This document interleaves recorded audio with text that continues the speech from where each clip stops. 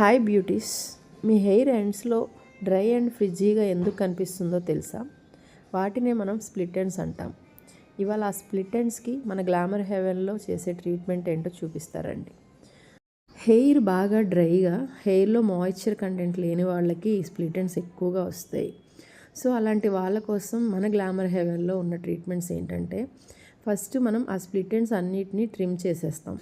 ఈ split ends రావడానికి main reason ఏంటంటే హీట్ డ్యామేజ్, అలాగే కెమికల్ ట్రీట్మెంట్స్ ఎక్కువ చేయించుకోవడం, అట్లాగే ఆయిల్ చాలామంది ఎక్కువ అప్లై చేసుకోరనమాట. మనం ఆయిల్ అప్లై చేసుకోకపోయినా కానీ ఈ స్ప్లిట్ ఎండ్స్ ఎక్కువ వస్తాయి.